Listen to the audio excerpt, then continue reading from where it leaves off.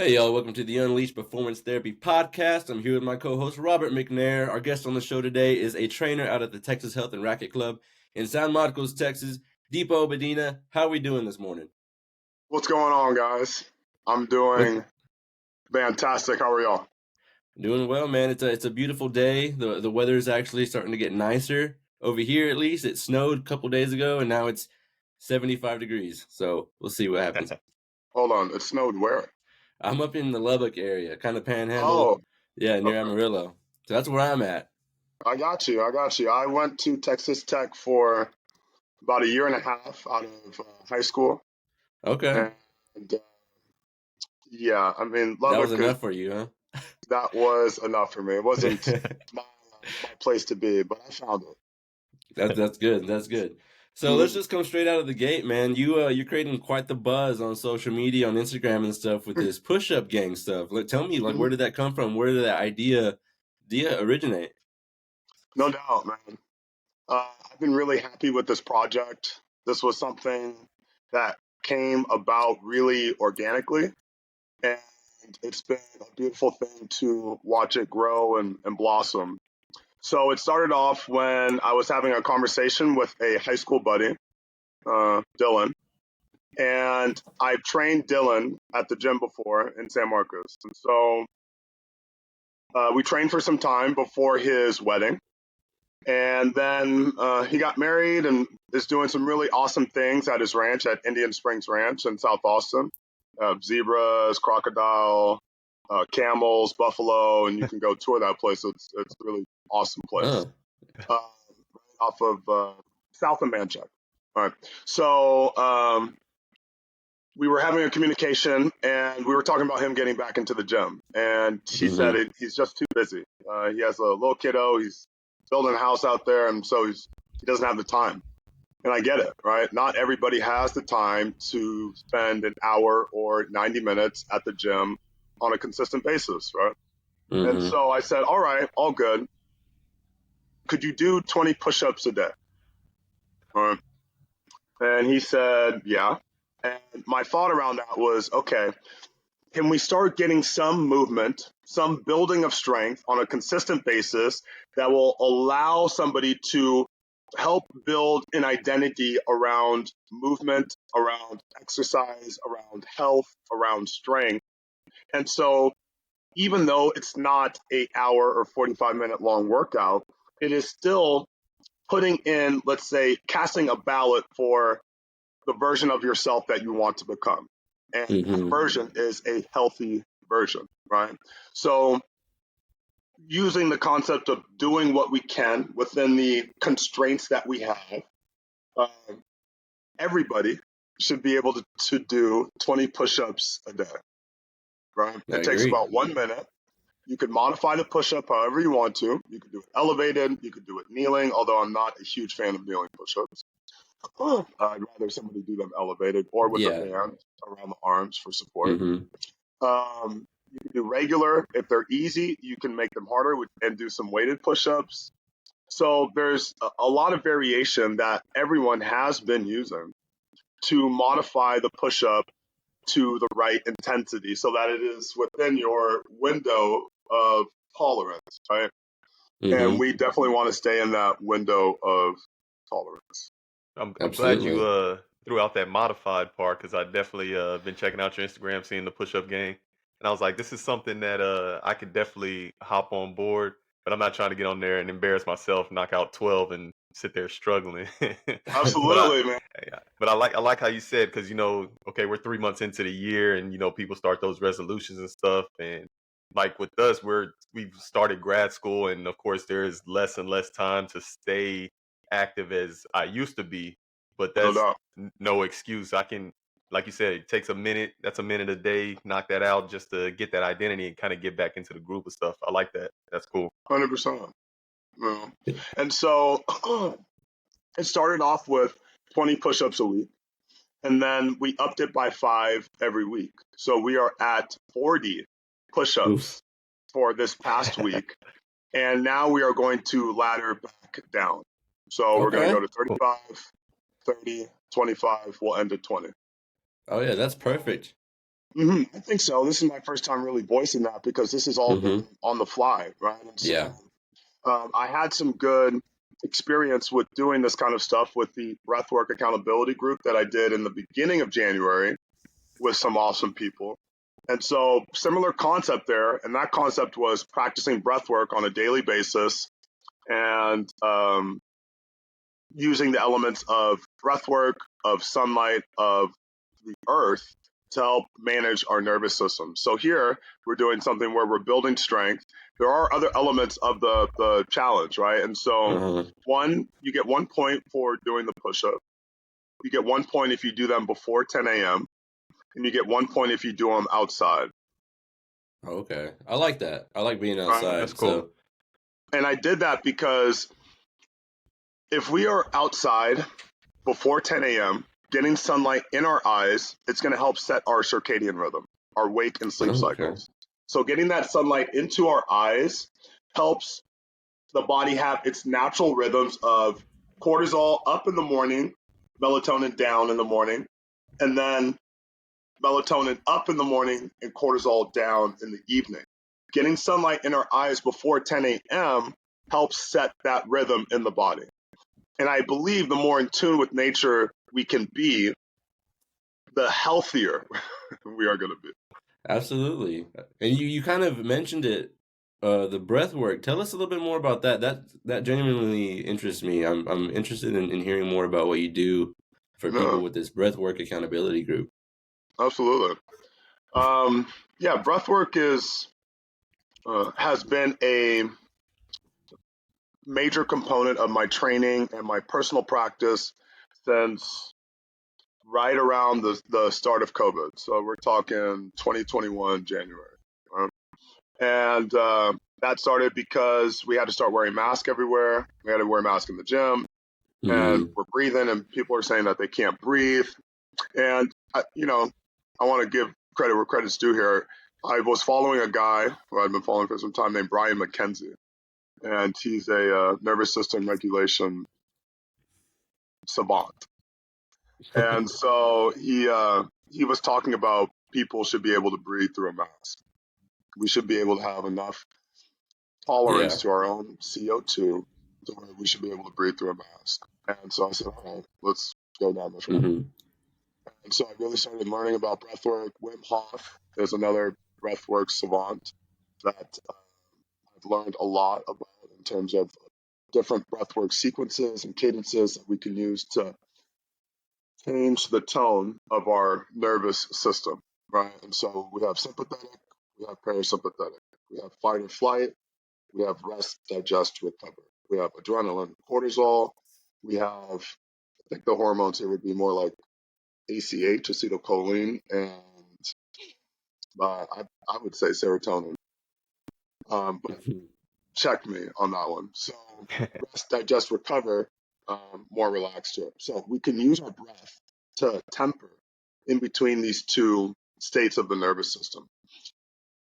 If we're mouth breathing, we're going to be in a sympathetic state, right? So that in and of itself, you guys are doing awesome breathing through your noses right now. Yeah. If somebody's breathing through their mouth, they're sending a stress signal to their body that their body is in a higher state of stress than perhaps what the environment is. The only time we should really be consistently breathing through our mouth is during high intensity exercise. All other times, it's my opinion and many others, that we should be nasal breathing. Our nose was meant to do the majority of our breathing, not our mouths. Right? And so we only see 1/3 of our nose. We see just this top part. But there's another 2/3 in the sinus cavity, which you guys know, that we Mm-hmm. pull in air from. When we breathe through our nose, we stimulate nitric oxide production. Nitric oxide vasodilates blood vessels and improves blood flow. And we filter the air, we humidify the air, we slow down the release of carbon dioxide leaving the body. Now, that may sound weird, and why is that important? If we don't have very much carbon dioxide in our lungs, in our body, we are not going to optimize the profusion of oxygen and CO2 in the body because we need CO2 to offload oxygen into the muscles, right? So the Bohr effect, I remember learning about this from Podtech, Okay. ex-Phillies, it's a say, right? So the Bohr effect is that we CO2 and O2 have a relationship, and if there isn't CO2 present, oxygen can't do what it needs to do. So when we mouth breathe, we breathe out a lot of CO2. We breathe out a lot of CO2, right? And if we're doing that on a consistent basis, now that's an exaggeration, but still, right? What am I doing? I'm hyperventilating. Right? Yeah. So I'm breathing out all my CO2, which is compromising my ability to use O2. And now I'm in a higher state of stress than what I should be. I'm dehydrating myself because we lose more water from our mouth than from our nose. And I'm not in my optimum unless I'm doing high intensity work. So nasal breathing, parasympathetic, nitric oxide, vasodilation, improvement of blood flow, slowing down the release of CO2 from the lungs, which improves the oxygenation of the body, more blood flow to the prefrontal cortex of our brain. I wish I knew this when I was at Texas State. I know, right? I'm going on a tangent, so I hope we're good. But I wish I knew this at Texas State in terms of how breath work affects the mind and how Mm. much better my mind works when I practice nasal breathing. Because I think about times where I would take a test and I would be sweating. I mean, stress is 9,000. And having no understanding of how I can manage my mind, my nervous system, my breath, my body to help me be at my optimum. Yeah. Yeah, Yeah, I that seems like recently. you've oh, go ahead. No, you got it. You got it. Um, it seems like you've looked a lot into this and you're very informed about all the different types of breath work and things that you can do. So it's really cool to see somebody who is a fitness professional that isn't just all about exercise. There's so Yeah, many different things that go into it. So it's nice to see when someone comes outside of that exercise realm and they enter the other things that affect your body. absolutely. I talk about my journey through exercise and fitness. And so I got back into the gym around 26. I was a trainer in my early 20s. I stepped away from that. I learned some lessons and then I came back to it. And so at the time, when I was using exercise as a way of for mental health and for physical health, exercise was really the predominant tool that I had to manage myself. So Hmm. that meant I had to work out a lot. I mean, I would work out 3 hours a day. I mean, I would just go ham. And Yeah. so that was great. I loved it. But I've recognized as I've gotten older that we are better suited when we have more tools. So let's say I have a Batman belt.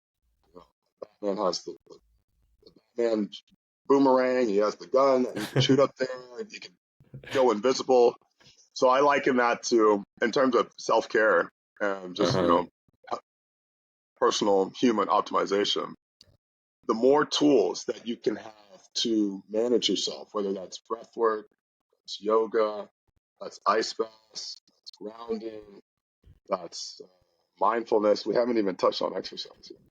And that's mobility Yeah. work, that's strength training, that's cardio, that's sunlight, Hmm. that's nature. There's so many different things that impact the body and impact the soul, the spirit. Hmm. Um, Kind of switching gears a little bit. I've been seeing a couple more different videos on your Instagram and your story of you dancing and wearing this mask. You want to tell me a Yeah. little bit what's going on there? I'm wondering what's Can I happening. grab it? Yeah, for sure. Yeah. Yeah. Right. Yeah, I just want to acknowledge some gratitude for doing this here with you guys and having the Uh-huh. opportunity to speak on some of these concepts. Uh, I love my work. And so, It's a uh, vibe, man. It's a yeah, vibe. man. No doubt. All right. So, this is Tata Inu. Tata Inu. Yeah. Okay. The straps kind of got a little jacked up. So, but I'll play with this as I explain Okay. Tata Inu. And so, I won't do that. Tata Inu, too much. Tata Inu, I was looking this up the other night, is an Aztec god. And I don't subscribe per se to that faith, but Mm-hmm. I try to draw from different faiths, and I try to draw things that speak truth to me from things all across the board. So I hope that's okay with everybody. But Yeah, that's just absolutely. my truth. Right? So, and I always want to honor the origin of these practices and where they come from. So thank you to them. Um, so dancing and the mask, right? I've had this mask for a few years. Um, it's something that I bought for my partner and myself, Mm-hmm. and we've just kind of been hanging on to them. So dancing has been something that I've enjoyed since I don't know, but the first memory of really jamming out comes to like seventh grade Minnesota dance. I had a red sweatshirt, a red Adidas sweatshirt with three stripes on down both sleeves. Uh-huh. We had a dance at the middle school, and I was jamming, and everybody was like, "Go Dipo!" So I think that might have been some affirming experience that made me feel like, yeah, I really like this stuff. Had I been Uh-huh. like, "Boo, you suck," I don't know if I ever would have danced ever again in my life. Oh, so that's something that has just been with me. I used to go to a lot of music shows and festivals, and there's freedom of expression out there, and so that's what I did. And I think as I've grown and grown in my professional life, I've taken those parts with me, and so now it shows up in my work as a trainer. I mean, Mm-hmm. my gig is that movement is medicine. That's what I stand on. And so dance is a form of movement, and it just I know that something is a little off in me, or I'm not paying as much attention perhaps as I would like to. If in a week has gone by and I haven't like had a really good jam session, you know, Okay. Yeah. because I think we get in trouble when energy gets stuck in the body. Oh yeah, I can see that. I can agree. So so we have experiences out there in the world. Maybe we don't have time to process them. There's an emotional response that we have from that Mm-hmm. experience, but we don't have time to really look at it. If we just keep going and going and going without ever processing those experiences that we've had, we're not going to feel good because that energy of that emotion, let's say it was anger or resentment or fear or greed or jealousy or those things, those natural emotions that are in us for a reason that we all have to help show us where we can grow. If we don't have a way of processing those things, they get stuck and then we get sick, Uh-huh. typically. All right. So dancing is a way of moving energy through the body. Breathing is a way of moving energy through the body. Cardio is a way of moving energy through the body. And Movement. so on. Thank you. Man, I think it's Yes, cool sir. because like I said, it's a vibe, and like you said earlier, we haven't even really touched on the like the fitness, the movement part. We're talking breathing, we're talking dancing, getting those releases. Mhm. And when Jamie asked me to be on the podcast, he kind of reiterated to me that it wasn't necessarily we're gonna cater to this certain group of people. We're doing health and wellness, and the mental is one of the most important aspects of your wellness. And the breathing, I kind of went down a rabbit hole after looking at your Instagram, talking about the breath accountability. That's cool stuff because again, we just went into started grad school, and that's extra stressors. And before you can even with exercise, whether you're going to work, whether you're doing schoolwork, breathing, like you said, grounds you. And I've been starting to look more into the Love it. nature stuff, and then you throw the dance in there. you don't have to be physically fit to dance and just get that release. And I think Correct. it's cool that we we started on the breathing and then the dancing, and then we can kind of gradually Yeah, go into the actual exercise stuff. So that's cool, man. Mm. You're doing good absolutely. stuff. Kudos to you for, undertaking, just doing a little bit of research on breath work and seeing what that could be like for you. Oftentimes I get the question around breath work of, okay, what is meditation? How do I Mm. do it? What is breath work? What does it do for you? What do you notice? And so it takes part of the reason I did the breathwork accountability group is because it takes consistent practice in order to reap the benefits of breathwork, right? And so if somebody isn't practicing consistently, you're not going to have that tool as readily available to you as if you were practicing. Right? I like to use a Mm. metaphor of breath work is like a gun. Right? So let's say you decide you want to get a gun. You go to academy, you buy the gun, you go to the shooting range, you get an instructor. He teaches you how to use the gun. You shoot 1 round, 2 rounds, or 2 clips. Boom. You got it. You put it in your home. Okay, done deal. Now somebody's robbing your home 2 years later. You think, oh, okay, I have a gun, and you go get it. How proficient, efficient do you think somebody's going to be at using that weapon? Yeah. They may be okay. They may, do what they intended to do, but they're not going to be highly skilled. That's for sure. It's impossible. So our breath is like that in the sense of most people know that if they get an anxiety attack, they need to do some breath work. Okay. Now, imagine I'm having the anxiety attack and I haven't practiced breath work in 2 years, and I'm now deciding under stress, under duress, that I'm going to now use my breath work. How efficient do you think I'm going to be at managing my nervous system and my Be mind? it'll be rough. Not well. I'm screwed. Not well. Yeah. So this is why consistent practice with these things is so. I agree. I agree. Something that you kind of alluded to earlier, I want to touch on. You said that your whole thing is movement is medicine. That's your Instagram handle, I believe, and that's kind of what you go by. That's your mantra. If not, um, I feel like buzzwords like that are said very often, and we're all saying the same thing. Movement is Yeah. medicine. Health is wealth. What's another one? Motion is the lotion. Motion is lotion. There We're you all go. saying the same thing, but I also think that it means different things to each person. Sure. Yeah. So in your case, movement is medicine. You're getting in touch with nature, the mind body connection, things like that. As a physical therapist, we're saying motion is lotion. You got to move to keep your joints moving and maintain your mobility.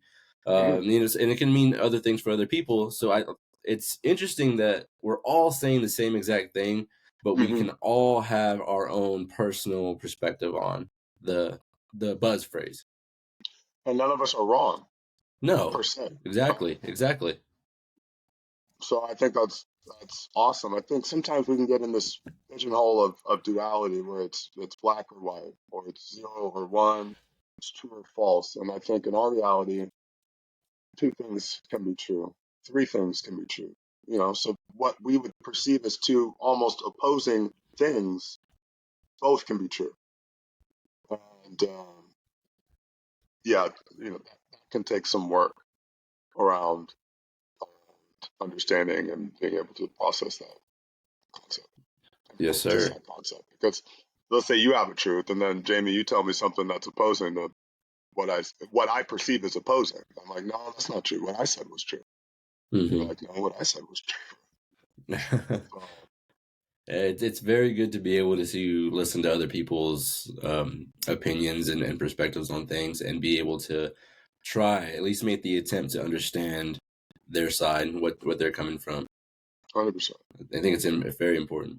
Well, anyways, Deepo, what future plans or projects do you have in mind in the next few months, years, weeks? What do you got going on, man? I don't know if I can tell y'all Keep it under wraps. Yeah. yet. No, man. The future plan is continuing to do that work Mm-hmm. is doing my personal work, doing my practices, my breath work, my my yoga, which I do teach, my strength work, my nature work, my dance work. So just doing my practices that help me be the best version of the light inside of me. I don't like saying the best version of myself because when I think about self, I think about ego. Well, there's little self and then there's big self. And big self would be more representative of like that, which would be the Buddha. Right? Little self would be more like this thing, this construct of myself of which I call Dipo. This Okay. ego that of beliefs and stuff. And so I like to think, okay, I want to be the best expression of love that I can be. So what okay, doing those things, continuing to help people in every way possible that I can, whether that's doing push-ups with them, whether that's breathing with them, whether that's jumping in cold water with them, whether that's talking with them, whether that's walking with them, whatever that is, that's within my skill set. That's what I'm going to do. And so, I want to say in terms of my skill set, in terms of my pillars of what I really spend a lot of time with, practice with, and education with, are nervous system regulation. So that goes under the breath work, the ice baths, nature could go into that category. This is a nervous system regulation chart, and this is the polyvagal theory. You guys know the vagus nerve is a cranial nerve, innervates our heart, our diaphragm, and some other organs. And the tone of that nerve sets the tone of our nervous system. It sets the tone of whether we are sympathetic in fight or flight or parasympathetic. We have a dorsal branch of the vagus nerve and we have a ventral branch of the vagus nerve. And my memory serving me right, it's the ventral vagus nerve that we want to have a really strong connection with. And that makes sense because the ventral would be on the front side. So that would be the heart, it would be the diaphragm, it would be the lungs. And so sometimes when I'm doing my breath work, I envision this network of neurons that go through me and activating the specific ones that we want to activate. So, nervous system regulation, mobility. I'm a functional range conditioning mobility specialist.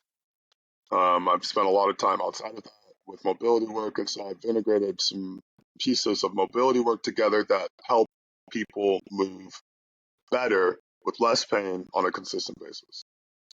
And that's the goal. So I do teach yoga. And so I was at a studio in Lockhart, but I'm no longer at that studio. And so I'm working on finding an establishment in San Marcos that I can teach at. So, yeah. And strength matters. Strength work. All right. So strength is important. Resistance training adds bone density, muscle mass. It improves our ability to store carbohydrates. Makes us feel better about ourselves. And so I do focus a lot on helping people get stronger. And oh yeah, okay. I was having a conversation with somebody whom I was trying to introduce into the push-up gang, and we're still waiting on her entry. So, Lauren, if you're watching this, I hope you. There you go. Okay, so we were Yeah. talking about different practices, and I've trained her at the gym, but she's been running a lot lately. So, I was talking about some of these different practices, and I said yoga is a mindfulness practice. And I'm associating the values with the different practices. When I think about strength work and resistance work, I think about aggression. I think about strength. Strength is value. But what I notice show up in me when I do a heavy resistance training workout is I have more aggression on board, ready to use when I need it. And I think that's important. Cardio, I think about energy and in terms of giving somebody energy. I think cardio is energy inducing. And so typically when I do cardio, I feel energized afterward. So we have mind, we have body. Well, the last two are body, but noticing how different practices affect you differently is important, because then you can assess when you wake up, what kind of practice do I need today? Maybe I need to spend more Yeah. time with my breath work. Maybe I need to spend more time with resistance training. Maybe I need to spend more time with my yoga. So that's what shows up in me in terms of the pillars of what I do. Okay. Okay. Yeah, I like that. And I think that you have a very good understanding and of yourself. You're very in tune with your own self, and I think that goes a long way because people can pick up on that kind of thing. When Yeah, you're training other people, they can pick up on your own self confidence, your self awareness, that kind of yeah. thing. Um, Before I let you I go, think man, I've got two more questions for you. And yes. I'm gonna kind of put you on the spot a little bit because Ooh, we didn't prep these questions. So the first one is, if you had one piece of advice that you could tell somebody, I love it. and it doesn't have to be for anything specific, just one piece of advice that you could leave with someone so that they look at things differently. It's like kind of like your mic drop. What would you tell that person? Yeah, some random person you see at the Hmm. park just walking past them. We, as in human beings, are more than what we think we are. Okay. Okay. Yeah, I like it. I You want like me to it. explain? Yeah, go Or, for it. Go for it. yeah, I think we are spiritual beings having a human experience. And I think that this, I'm gonna probably get y'all with this one, but I think that our body is actually inside of our spirit. And so our Okay. spirit is here and our body is here. If you look at, Kind of like an aura, right? thank you, thank you. Yeah. And so when we talk about mysticism and some of those things, I'm definitely interested in those things and live in that space, because Mm-hmm. that's reality. And so connecting with the energy of who we are, of who you are, not the physical body, not the mind, but the energy of who you are, Mm-hmm. can help one understand that I am more than what I think I am. I love it. I love it because I you. like that. Uh, The way and you I mean, flipped there's a lot of faith that it.